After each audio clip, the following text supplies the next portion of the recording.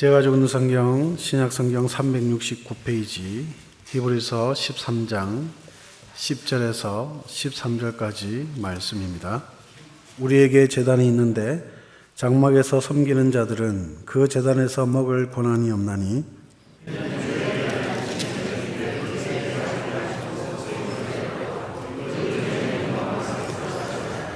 그러므로 예수도 자기 피로써 백성들을 거룩하게 하려고 성문 밖에서 고난을 받으셨느니라. 그런즉 우리도 그의 치욕을 짊어지고 영문 밖으로 그에게로 나아가자. 아멘. 오늘 성경은 참 제사에 대한 말씀입니다. 하나님께서 기뻐하시는 제사, 하나님께서 영광을 받으시는 예배가 무엇인지 우리에게 말씀하고 있습니다. 하나님께서 기뻐하시는 제사란, 하나님께서 영광 받으시는 예배란 영문 밖에서 드려지는 제사이고 예배라는 말씀입니다. 그러므로 오늘 말씀 잘 배워서 언제 어디서든지 하나님을 기쁘시게 하는 예배, 또 하나님의 영광이 되는 그런 예배를 올려드릴 수 있기를 예수님 이름으로 축원합니다. 성도 여러분, 영문이라는 단어를 들어보셨습니까? 아마도 대부분 많이 듣지 못했을 것입니다. 혹 들었다고 해도 그 의미에 대해서 정확하게는 모를 것입니다. 이 영문이라는 단어는 원어로 파렘볼레라고 하는데, 길을 따라 나열하다, 군대를 질서 있게 배치하다라는 군사 용어입니다. 그런데 오늘 본문에서는 진영, 막사로 번역되었습니다. 따라서 영문은 이스라엘의 진영, 이스라엘의 막사라는 뜻입니다. 그러므로 영문 밖으로 나아가자는 말씀은 이스라엘의 진영 밖으로, 이스라엘의 막사 밖으로 나아가자라는 뜻이 됩니다. 그런데 성도 여러분, 참으로 이상하지 않습니까? 우리는 이스라엘 진영 안으로 들어가야 할 것 같습니다. 왜냐하면 이스라엘 진영 안에 성막이 있고 제사가 있기 때문입니다. 성막에서 하나님을 만나고 하나님을 예배합니다. 그런데 히브리서 기자는 영문 안이 아니라 영문 밖으로 나아가자고 말씀합니다. 이스라엘 진영 밖으로, 이스라엘 막사 밖으로 나아가자고 말씀하고 있습니다. 그렇다면 히브리서 기자는 왜 영문 밖으로, 이스라엘 막사 밖으로 나아가자고 말씀하는 것일까요? 성경은 이스라엘의 진영안과 진영 밖을 잘 구별합니다. 이스라엘 진영 안에는 거룩한 장소요, 완전한 장소입니다. 좀 전에 말씀드렸다시피 진영 안에 성막이 있고 제사가 드려지기 때문입니다. 그러나 이스라엘 진영 밖에는 불결한 장소요, 저주받은 장소입니다. 그 진영 밖에 화장실이 있습니다. 제사의 남은 죄를 버리는 것이고 또한 쓰레기를 소각하는 장소가 바로 영문 밖입니다. 대색조제일 제사제물도 이 영문 밖에서 불살라졌습니다. 우리가 생각하기에 우리 주 예수님께서 영문 안에서 죽으셔야 할 것 같은데 그의 육체가 영문 밖에서 불살라졌다는 것입니다. 우리 주 예수님은 영문 밖 골고다 언덕에서 죽으셨습니다. 오늘 말씀은 예수님의 죽음이 속죄제물이라고 표현합니다. 예수님께서 속죄제물이 되어주셨는데 그 장소가 영문 밖이었다는 말씀입니다. 예수님께서 속죄제물이 되신 그 장소가, 육체의 불살라진 장소가 이스라엘의 진영 안이 아니라 바로 진영 밖이었다는 말씀입니다. 더럽고 불결한 장소에서 버림받고 저주받은 장소를 의미하는 그 영문 밖에서 죽으셨다는 말씀입니다. 그렇다면 우리 주 예수님은 왜 영문 안이 아니라 영문 밖에서 고난을 받으셨습니까? 바로 우리의 구원 때문입니다. 우리를 거룩하게 하기 위함입니다.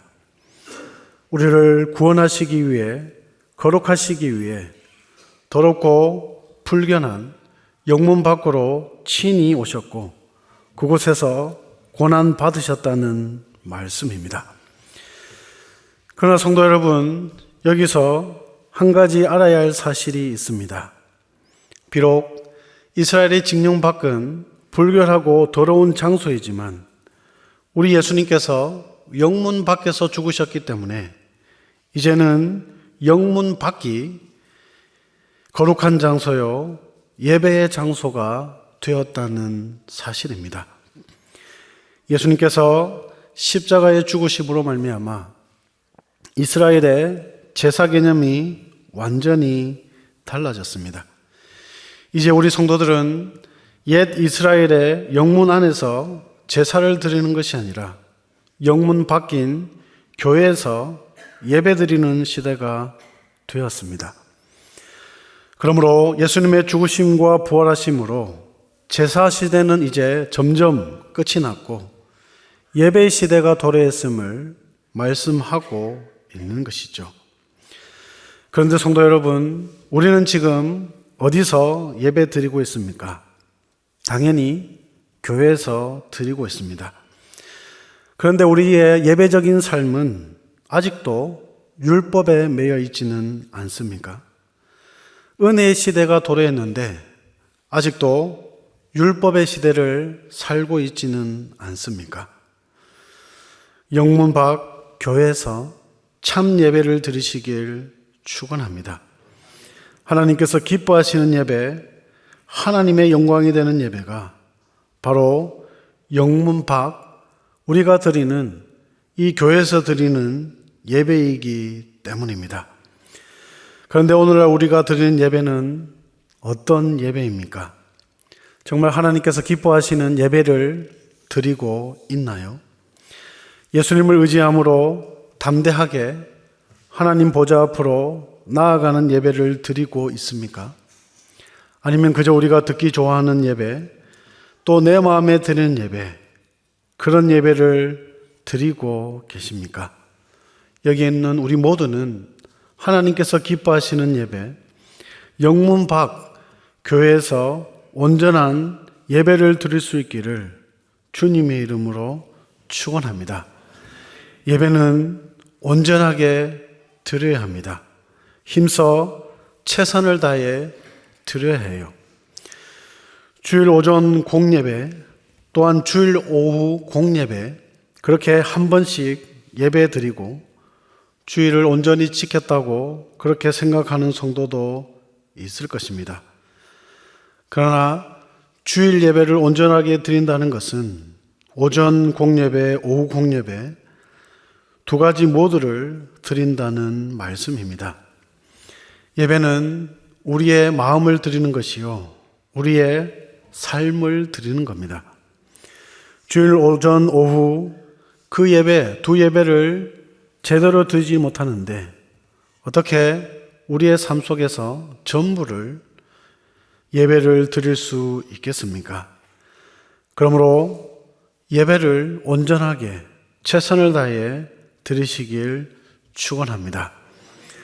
예전에 사역했던 교회에서 참으로 좀 충격적인 그런 일이 있어서 좀 아직도 제 기억에 사라지지 않아서 소개할까 합니다.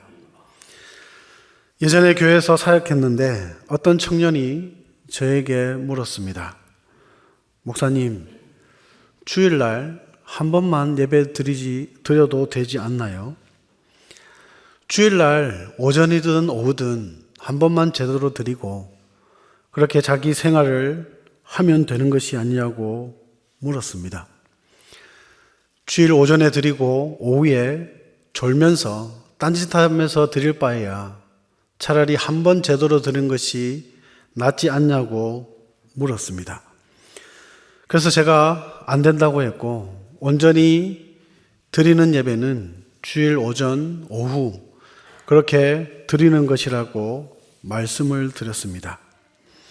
그런데 그 청년이 저에게 하는 말이, 그건 목사님 생각이잖아요. 제가 생각하기에 한 번 제대로 드리는 것이 더 낫다고 그렇게 생각합니다. 그러면서 끝까지 오전이든 오후든 그렇게 한 번을 드리는 경우를 보게 되었습니다. 그래서 저희 청년부였기 때문에 계속 주일 오전 오후 예배를 강조하니까 이제 또 어떤 청년은 주일 학교나 중고등부 예배를 쳐서 아니면 자기들이 모여서 간단하게 예배를 드리면서 2번 드렸기 때문에 온전하게 예배를 드렸다고 그렇게 표현을 하더라고요. 그래서 담임 목사님께 말씀드리고 아예 모임을 없앴습니다. 모임에 예배를 없었어요. 그러면 오후 예배를 드릴 줄 알고 그렇게 했는데 오히려 집에서 예배 드린답니다. 유튜브로, 인터넷으로 2번 예배를 드린답니다. 그래서 참으로 안타까운 그런 생각을 가진 적이 있습니다. 성도 여러분, 어디 이 청년만의 문제이겠습니까? 제가 볼 때는 오늘날 많은 청년들이 예배에 대해서 이렇게 생각하고 있고 예배를 소홀하게 생각하고 있습니다. 그들은 하나님께 예배하는 것이 아니라 마치 한번 예배를 드려주는 것 같습니다. 내가 잘난 사람인데, 바쁜 사람인데, 할 일이 많은 사람인데 그래도 제가 하나님께 한번 예배 드려드릴게요. 정말 바쁘고 정신없지만 교회에서 봉사 한번 해줄게요. 이런 마음으로 신앙생활을 하는 것 같습니다. 저는 우리의 자녀들이 이런 생각을 하지 않도록 우리 부모님들이 더욱 기도하고 예배에 대해 바르게 가르쳐 주시길 소원합니다. 우리 부모들이 먼저 예배에 대한 태도가 달라야 합니다.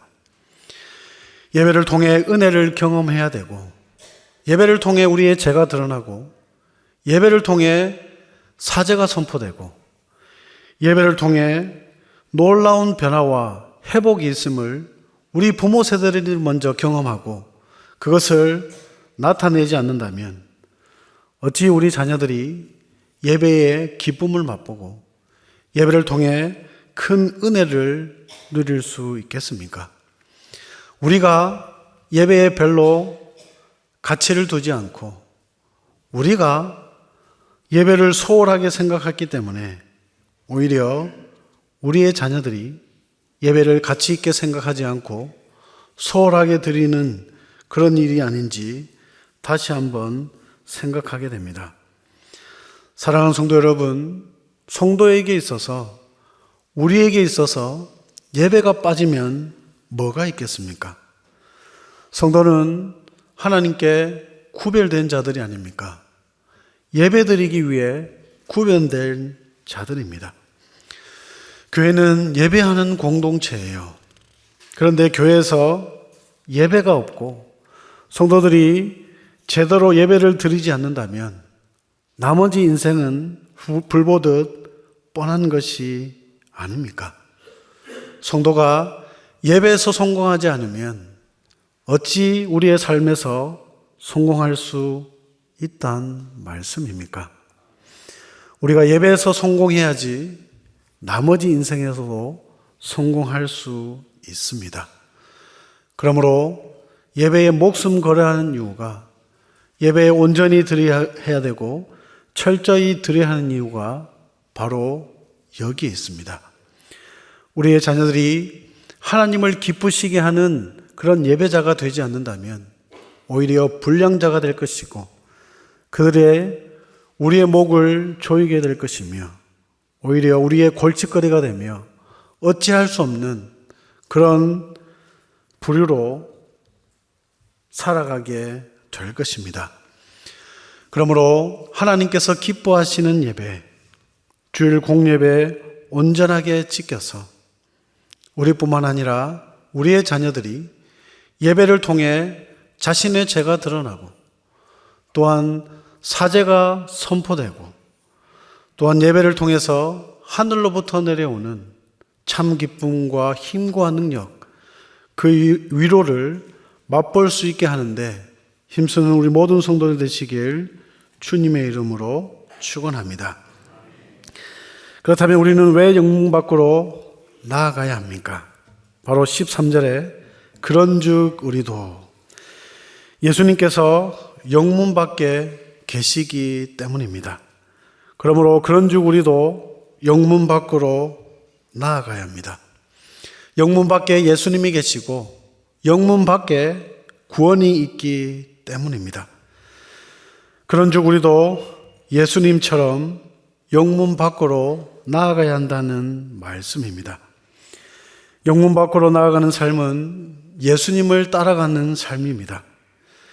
예수님의 십자가에 동참하는 것이요, 예수님의 고난에 기꺼이 기쁨으로 동참하는 삶입니다. 성경의 많은 믿음의 선배들이 다 이렇게 살았습니다. 아브라함은 갈 바를 알지 못한 채 자신의 인생을 하나님께 맡겼습니다. 모세, 다윗, 예레미야, 수많은 믿음의 선배들이 복음을 위해 기꺼이 자신의 목숨을 걸었습니다. 고난도 마다하지 않았습니다. 주를 위해 당하는 고난을 기쁨으로 여겼습니다. 12사도들 처음에는 불안해했지만 주를 위해 기꺼이 헌신했고 기꺼이 순교했습니다. 우리가 잘 아는 사도 바울은 주를 위해, 복음을 위해 날마다 죽는 삶을 살았습니다.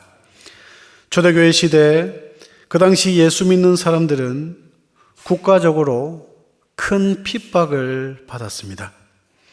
형제들에게는 손가락질을 당해야만 했어요. 그러니 그들의 삶이 얼마나 힘들고 괴로웠겠습니까? 하루에 수십 명씩, 수백 명씩 배교했습니다. 그들의 신앙이 무너졌어요. 이런 상황 가운데서 히브리서 기자는 영문 밖으로 나아가자고 말씀합니다. 오직 예수님 따라가자는 거예요. 예수님을 배교하지 말라는 말씀입니다. 예배를 포기하지 않고 끝까지 예배의 삶을 살자는 거예요. 우리에게 죽음이 찾아올지라도, 비록 고난과 핍박이 찾아올지라도 기꺼이 기쁨으로 그 고난을 감당하자는 말씀입니다.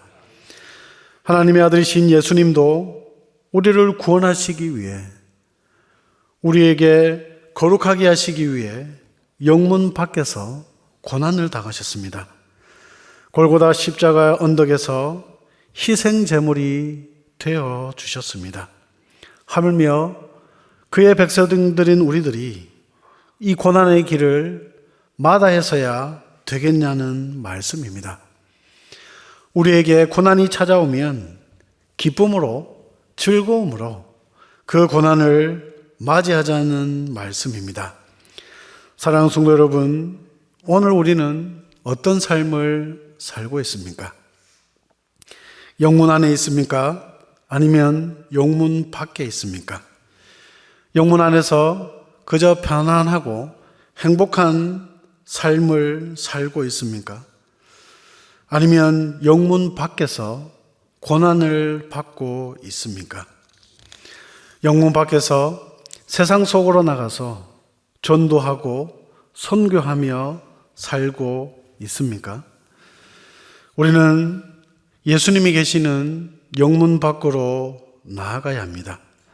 비록 영문 밖 세상 속에는 더럽고 불결하지만, 그러나 우리가 그곳에 나아가서 예수 그리스도의 복음을 증거할 때, 주를 위해 살아갈 때 그곳에서 하나님의 역사가 이루어지게 될 것입니다.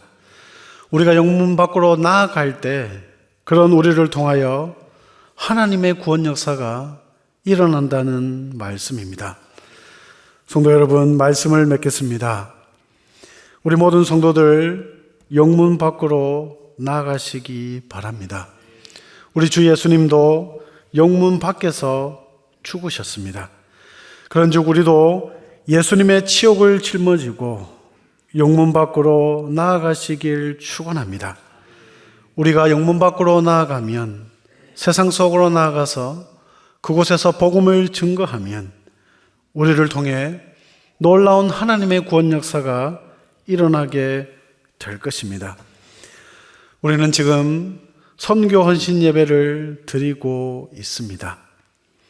선교야말로 영문 밖으로 나아가는 삶일 것입니다.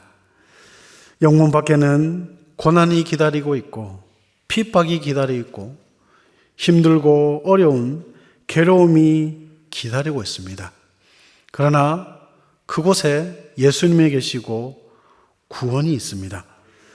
그러므로 우리가 끊임없이 선교해야 할 이유가 바로 여기에 있습니다. 마찬가지로 선교하는 일 결코 쉽지가 않습니다.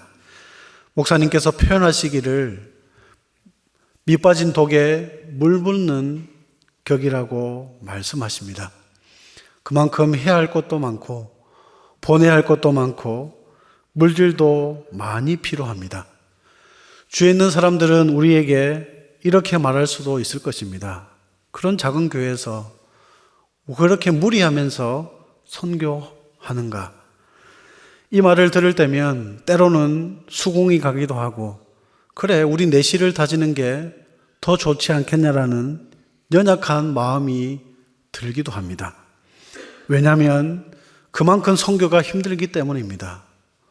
선교하기에 수많은 것들을 포기해야 되고 수많은 어려움들을 감당해야 되고 때로는 물질적인 것들을 많이 포기해야 하기 때문입니다.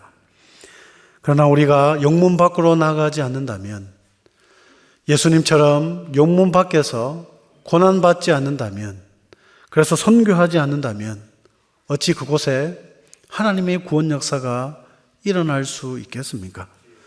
물론 우리가 안 하면 하나님께서는 다른 누군가를 통해서 또 하나님의 놀라운 구원 역사를 이루어 가시겠죠. 그러나 한 번밖에 없는 인생, 주를 위해 멋지게 살아봐야 하지 않겠습니까? 비록 우리는 길가에 너부러진 돌배기에 불과하지만 하나님의 손에 붙들려서 정말 위대한 일을 감당해 봐야 하지 않겠습니까?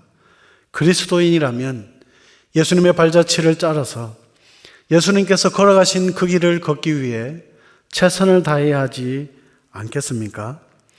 그러므로 사랑하는 성도 여러분, 비록 영문 밖의 삶이, 선교하는 삶이 힘들고 어렵고 괴롭고 지금도 충분히 괴로운데 앞으로 더 많은 고난과 더 많은 핍박과 더 많은 어려움이 기다리고 있을 수도 있습니다. 그러나 그럼에도 불구하고 우리가 마다하지 않고 영문 밖으로 나가야 하는 것은 그곳에 하나님의 관심이 있고 그곳에 예수님이 계시며 그곳에 구원이 있기 때문입니다. 그러므로 힘들고 괴로워도 영문 밖으로 나아가는 삶, 그리고 선교하는 삶에 힘써 최선을 다하는 우리 모든 성도들 되시길 주님의 이름으로 축원합니다. 오늘 우리는 길거리 전도를 했습니다. 어떤 사람은 또 이렇게 생각할 수도 있을 것입니다. 교회 와서 평안하고 또 예배드리고 말씀 보고 찬양하고 기도해야지. 기도해도 모자란 이 시간에 왜 우리가 길거리 전도를 나가야 되는가? 전도는 예배 마치고 삶 속에서 하면 되는 것이 아닌가? 그렇게 생각하는 사람도 있을 것입니다. 그러나 우리가 영문 밖으로 나가지 않으면, 저 세상 속으로 나가지 않으면, 길거리 전도를 하지 않으면 세상 사람들이 어떻게 하나님을 알게 될 것이고 어떻게 복음을 들을 수 있겠습니까? 그러므로 길거리 전도하는 일, 때로는 귀찮고 이 교회에서 찬송 부르고 기도하는 것이 더 좋다고 여겨질 때도 있겠지만, 그러나 우리가 나가야지, 세상 속으로 나가서 그들에게 복음을 증거해야지 그곳에서 하나님의 놀라운 역사가 일어나게 될 것입니다. 그러므로 전도하는 일이든지 선교하는 일이든지 우리에게 고난이 기다리고 있다고 할지라도 그 고난 기쁨으로 감당하시기 바랍니다. 우리는 하나님의 자녀들이 아닙니까? 그리스도인들이 아닙니까? 예수님께서도 받은 고난 기뻐하셨던 것처럼 우리 역시 주님 때문에, 복음 때문에 당하는 고난을 기쁨으로 감당하시기 바랍니다. 왜 그렇습니까? 우리가 우리의 사명을 기쁨으로 감당하면, 우리에게 주어지는 고난 기쁨으로 감당하면 하나님의 상이 크기 때문입니다. 우리가 영문 밖에서 힘들고 어려운 상황 가운데서도 복음을 증거하고 주를 위해 살아간다면 하나님께서 우리에게 큰 상을 내려주실 것입니다. 우리를 통하여 수많은 영혼들이 구원받고 우리를 통하여 수많은 나라의 교회들이 세워지고, 그래서 주님 다시 오실 때까지 전 세계에서 주님을 찬양하고 예배하는 그런 무리들이 많아지게 될 것입니다. 그러므로 전도하고 선교하는 일이 때로는 힘들고 귀찮고 더 힘들어지고 더 어려운 일이 있다고 할지라도 선교하는 일만큼은, 전도하는 일만큼은 포기하지 않고 오히려 기쁨으로 묵묵히 이 사명 잘 감당하는 우리 모든 성도들 되시길 주님의 이름으로 축원합니다. 아멘. 기도하겠습니다. 하나님 아버지, 은혜를 감사합니다. 우리를 하나님의 자녀 삼아주시고 하나님을 예배할 수 있는 예배자로 세워주시니 감사합니다. 하나님, 우리가 하나님을 예배하는 특권을 받았는데 하나님을 예배하는 것을 소홀히 하고 있지 않은지 다시 한번 돌아보는 저희들 되게 하여 주시옵소서. 과연 내가 예배를 소중하게 생각하고 예배의 가치를 얼마나 두고 있는지, 또한 그런 삶을 우리의 자녀들에게 얼마나 보여주고 있는지 다시 한번 깊이 고민하는 시간 되게 하시고, 100년도 못 사는 짧은 인생, 주를 위해 멋지게 예배하다가 살아가는 우리 모든 성도들의 삶이 되게 하여 주시옵소서. 예배를 통해 하나님의 사랑을 깨닫고, 예배를 통해 우리의 연약함을 깨닫고, 예배를 통해 우리의 죄가 드러나며 그 죄를 해결할 방법이 없어서 오직 예수 그리스도 앞에 담대히 나아가게 하시고, 그 은혜에 감사해서 하나님을 찬양하고 하나님을 예배하고 또 우리의 삶 가운데서 하나님의 영광을 나타내는 그런 복된 인생이 되게 하여 주시옵소서. 하나님, 우리에게 또 오전과 오후를 통해 말씀하여 주셨사오니 그 말씀 가지고 우리의 삶의 터전에서도 승리하게 하시고 그 어떤 것도 예배보다 소중한 것이 없게 하시고 그 어떤 가치도 예배 가치보다 소중하게 여기며 살지 않는 저희들 다 되게 하여 주시고, 그래서 말씀과 기도로 일주일 한 주 넉넉하게 이겨낼 수 있는 우리 모든 성도들 되게 하여 주시옵소서. 하나님, 전도하는 삶, 선교하는 삶, 그 삶에는 고난이 기다리고 있고 핍박이 기다리고 있고 정말 큰 어려움, 상상조차 할 수 없는 어려움이 기다리고 있을지라도 그것 마다하지 않게 하시고 오히려 예수님께서 가신 길이기에 우리도 기쁨으로 동참하며 주님 다시 오실 때까지 전도하고 선교하는 일에, 세계를 교구로 선교하며 그곳에 교회 세우는 일에 더욱 힘쓰고 애쓰는 우리 모든 성도들 되게 하여 주시옵소서. 우리가 영문 밖으로 나아가면 고난의 길을 걸으면 하나님께서 큰 상을 베푸신다고 하였사오니 하나님 우리 모든 성도들에게 큰 상을 내려주시고 우리 교회에 큰 상을 내려주셔서 정말 우리 교회를 통하여서 수많은 교회들이 수많은 영혼들이 예수 믿고 구원받는 역사가 일어나게 하시고 우리 세대뿐만 아니라 우리 자자손손대대 우리 자녀를 통하여 우리 고신교를 통하여 멋지고 훌륭한 하나님의 놀라운 구원 역사들이 이루어지고 그것이 놀라운 기적들이 우리 성도들에게는 우리 고신교에게는 상식이 되는 그런 놀라운 복을 내려 주시옵소서. 이 모든 말씀 우리를 구원하신 예수 그리스도의 이름으로 기도하옵나이다. 아멘.